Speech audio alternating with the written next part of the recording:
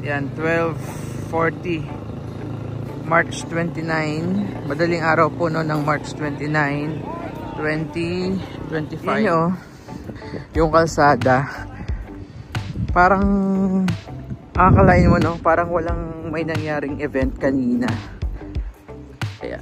So yung mga kalat naka-kolekta lahat sa gilid po. Then ang bilis umaksyon ng ating mga taga city government para maglinis. Ayan, tingnan nyo naman. Even dito sa mga bangketa. Ayan po. Tingnan nyo yung bangketa, walang basura. 12:43 AM. So naghahakot yung ating mga taga city government ng mga kalat na naipon dito sa event. Ito yung ating mga naglilinis po after the event. So imagine niyo 12 AM. Now wide awake. Ano?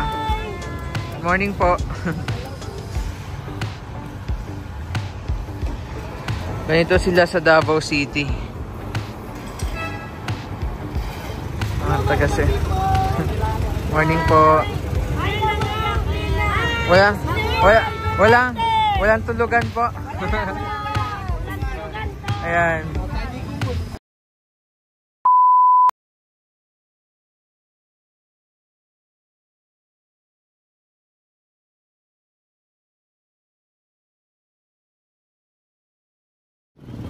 Okay, so katatapos lang po ng 80th birthday ni Tatay Digong.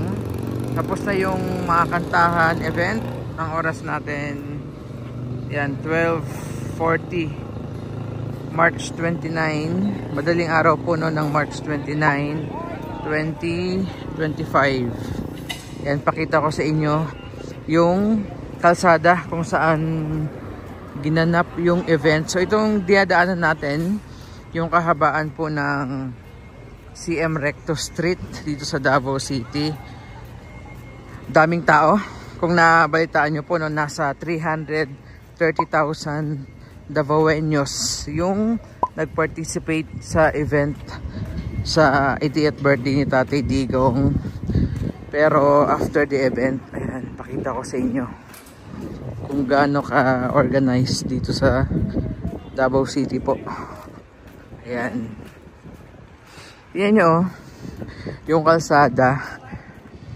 Parang akalain mo no, parang walang may nangyaring event kanina.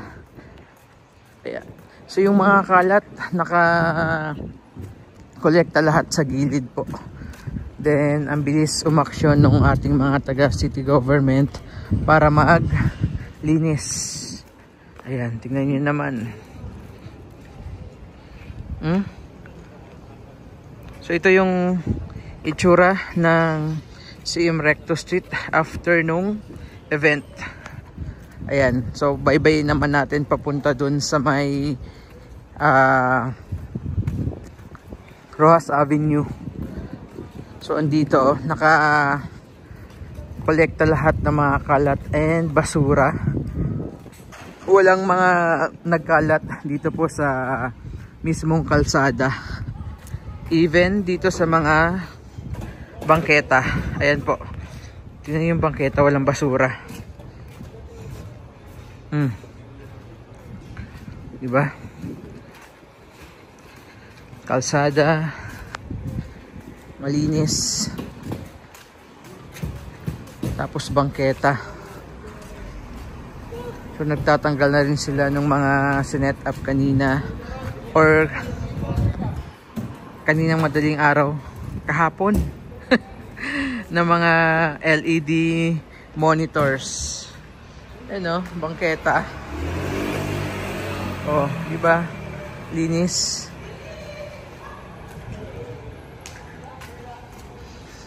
So ito talaga yung mapapansin mo after event dito sa Davao City, no? Since first na pasyal natin dito, papansin mo agad na walang basura after the event. Walang nagkalat na mga basura. Na may mga basura pero hindi nakakalat kung saan saan yung mga basura. Ayan. So yun na tayo sa may bandang pinagdausan, no? Yung stage na pinagdausan ng event sa may Rojas Avenue. Ayan na pala yung ano, yung truck na maghahakot ng basura.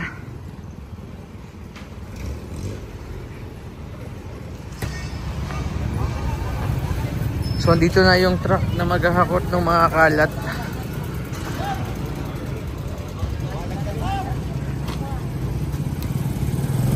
Hmm? 12:43 AM. So naghahakot yung ating mga taga city government ng mga kalat na naipon dito sa event.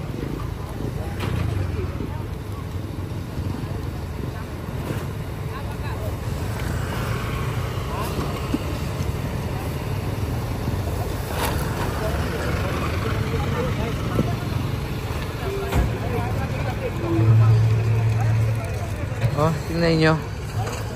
After event. Diba? Mamaya bye-bye tayo dyan sa may Rojas Avenue naman po.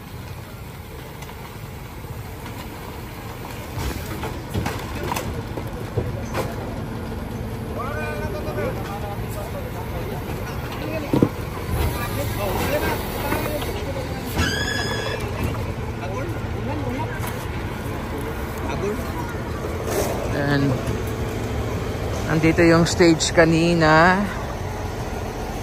Bye-bye naman tayo sa Rojas Avenue. Talagang life is here, oh. Grabe.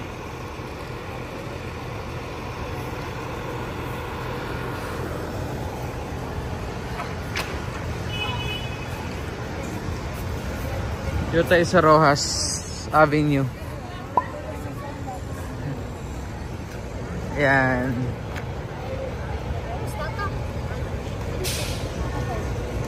Ito yung ating mga naglilinis po after the event. So imagine niyo 12 AM. Now wide awake. Ano? Morning po. Yeah, walang kalat after the event. Sila yung mga responsible po. O, tingnan nyo. Katatapos lang, nakatapos ng event. No, 12 kasi natapos. And ito kanina, nandito tayo. Punong-puno ito. Yung part na to, no? Punong-puno. At umexit nga tayo agad kasi hindi ako makahinga sa dami ng tao. Pero tingnan nyo naman, no? Rojas Avenue. Yan.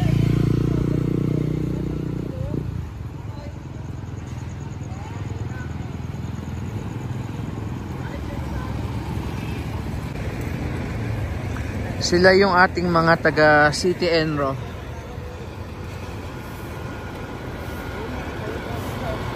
Every after event, no, sila yung responsible sa mga kalat, no, or kung minsan hindi after event, no, while ongoing yung event, nag-iikot sila para walang kalat po, no, sa area.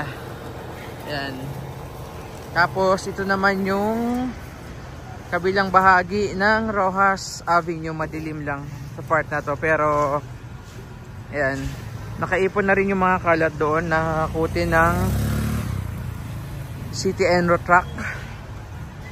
O diba?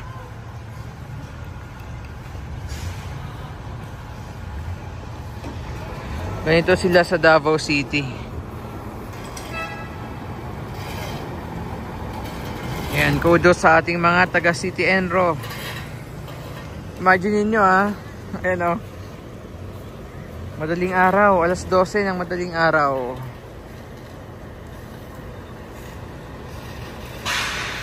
Kaya bukas yan, no? Back to normal. And walang dadat ng kalat yung mga Davaoeños dito.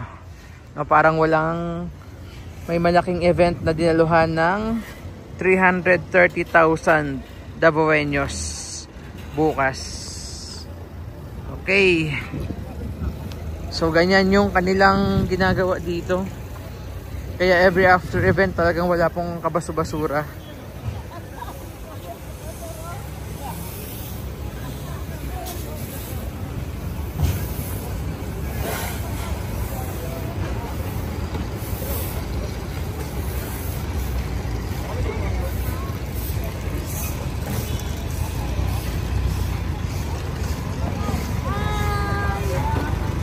Kasi morning po. Walang tulugan po. Ayan. Kaya pala ang linis after ng event po. Ayan. Thank you po. Yan na.